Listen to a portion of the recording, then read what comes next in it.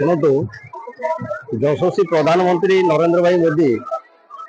ओडिशार मान्यवर यशस्वी मुख्यमंत्री मोहन भाई जो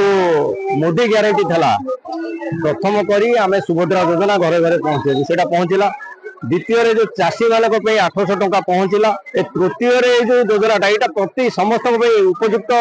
पदक्षेप समस्त पाखे निश्चित भाव में पहुंचो ए सन्देह ना। ए विगत 3 दिन तले मान्यवर मुख्यमंत्री आमर राष्ट्रीय अध्यक्ष जेपी नड्डा महोदय आसी आमर जो बालीजात्रा पड़िया उद्घाटन करते से कार्यक्रम प्रति पीएससी प्रति सीएससी रे कार्यक्रम चली प्रति पंचायत रे ये सब दायित्व नहीं प्रति पंचायत रे एगुड़ा चलो आदर जड़े कई रही पारे नहीं बाछंत जड़े कई रही विशेषकर जो आप जानते 2 दिन तले समस्त साधु सन्त तार उपकार पाइबे समस्ते एक सरकारी कर्मचारी को आरंभ कर तल लेवल पर्यंत समस्ते आयुष्मान योजना अंतर्भुक्त हेबे। स्वास्थ्य ही संपद जोटा कि यशस्वी प्रधानमंत्री विगत दिन कथा जहाँ थिला कोरोना पीरियड वर्तमान भी से योजना आयुष्मान योजना यहाँ 14 रु लागू हबार था सी छाड़ू से जहाँ वर्तमान सुधा ये आरंभ हो घरे घरे निश्चित भाव में पहुंचो। विशेषकर मान्यवर विधायक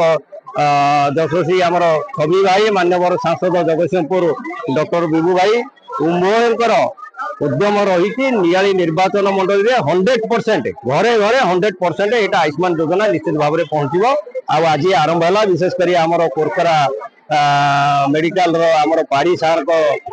सहायतार जो कार्यक्रम चली 8 गोटी पंचायतर सरपंच मैंने उपस्थित समिति सभ्य सभ्या भाई भौणी मैंने उपस्थित ये अंचल मुरब्बी मैंने भी उपस्थित समस्त मैदरपड़ार सीएससी कर्मचारी एवं कोरकरार कर्मचारी भाई भौणी मैंने अच्छा विशेषकर 8टा पंचायतर समस्त आशा दीदी माँ भौणी मैंने उपस्थित अच्छा बहुत ये आपण मैंने देखिले बहुत लोक 1500 जो मैदरपड़ा आउ कोरकरार आज दिन में 1500